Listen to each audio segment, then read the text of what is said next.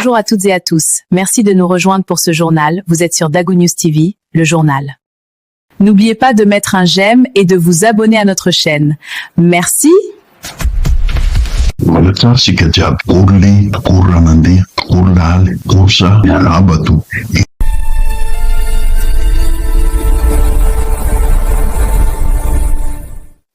Iroso amin'ny lohatenim-baovao avy hatrany sy raikitra tokoa ve ny fanapahan-doha ireo olona rehetra nitondra sy nanana fahefana tamin'ny fitondrany Tsay Rajoelina iny. Rehefa nandray ny fitondrana tokoa mantsy ny kolonely Mikaela dia noravany avokoa ny rafi-pitondrana nisy teto Madagasikara, ny atomboka tamin'ny fandravana ny Gouvernemanta izany, ny ACC na ny fitsarana avo momba ny lalam-panorenana sy ny sisa. Ny antenimieram-pirenena irery no tsy voakitika rehefa hanangana ny filovondro mainka tamin'ny toerany anefa izao fitondran'ny fanavaozana izao dia nolaviny ny firenena maro sy fikambanam-be iraisam-pirenena, anisan'izany koa ny fikambanan'ny firenena afrikanina. Ny antony dia tsy nisy androm-pandrakana mijorotsono teto afaka nanome fahefana feno ity filoha vaovao ity hitondra ao eken'ny be sy ny maro vokany ny velin-dalana izy sy ireo nanangana azy ka nameriny indray ny fitsarana avo momba ny lalam-panorenana ijoro sy hiasa. Ka ireo mpikambana atao ihany sy ny filohany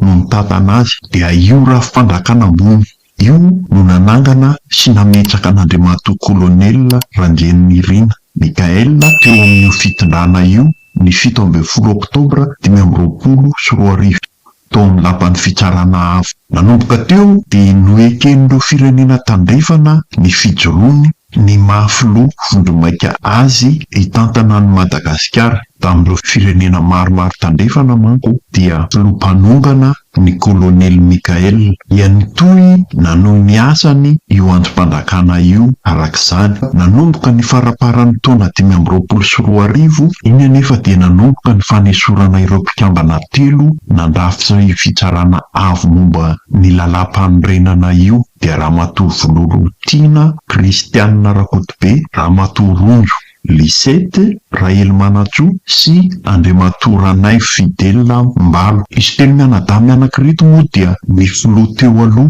Andry Rajoelina no nanolotra azy sy nametraka azy tamin'ny toerany mampanolotsaina avo azy ireo tao amin'ny ACC. Nanomboka teo izany dia efa nanomboka ny fanasivanana sy fanapahan-doha ireo izay mamofona ny fitondrana volomboasary iny. I Andriamatoa Rakotoarsoa Alban na Ibaba moa ny andron'iny nananganana ny filohan'ny fanavaozana iny teny Ambodà efa nilaza ny heviny tamin'ny mpanao gazety fa tsara raha esorina eo amin'ny toerany mahafiloha ity androm-pandrakana ity azy Andriamatoa Florent Rakotoarsoa satria aminy dia anisan'ireo lohandohan'ny mpisorona ny lelaka ny fitondrana Rajoelina iny ity filohan'ny androm-pandrakana ity ary anisan'ireo nahazo avaram-patana tokoa tamin'izany fitondrana izany. Mbola nilaina moa izy teo aloha teo ka dia navela ihany hitantana io androm-pandrakana io. Raha izay ivona dia maro tokoa no nanakina ity androm-pandrakana ity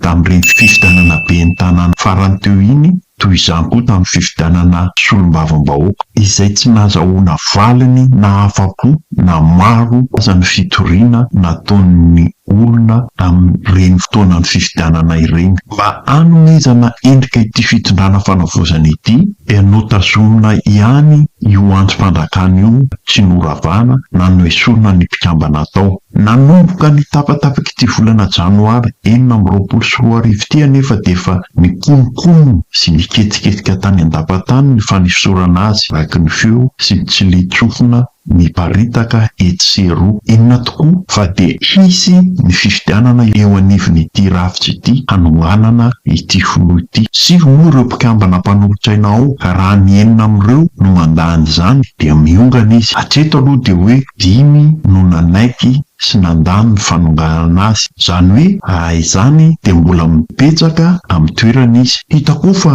ary tsikaritra fa mihidy ny vavahadiny ty androm-pandrakana ity eo Ambohidahy nanomboka andro vitsivitsy zay. Inona no ambadika izay? Araky ny lalàna na ny fitsipika anatin'ity androm-pandrakana ity anefa dia na mametra-pialana ny filoha mitarika azy, na sanatria maty, na koa misy tsy fahafahany manao ny asany intsony, incapacité na empêchement. Amin'izay fotoana izay dia tsy misy olona eo amin'ny toerany, dia afaka miroso amin'ny fifidianana hosolony ireo mpikambana maharitra eo anivon'ity androm-pandrakana ity. Ramoa ve feno ireo fepetra ireo ka nahatonga izao fanapahan-kevitra izao, sa kosa dia tonga ny ora hanapahana ny lohany ity filohan'ny androm-pandrakana ity, na koa anatin'ilay programa pursa ny tenany. Tsy eto aloha dia tsisy feo mivoaka avy any amin'ny radio ao an-dafy, silence radio, momba ity raharaha ity. Tsy manamarina na koa mandiso ity vaovao ity ry zareo. Hatreto aloha dia mbola akamata ny zavatra hisy raha hampitso ao amin'ity androm-pandrakana lehibe eto Madagasikara ity. Izay indray ary aloha no azo ambara momba ity raharaha ity. Hatreto samy velonaina ahita ny toyany.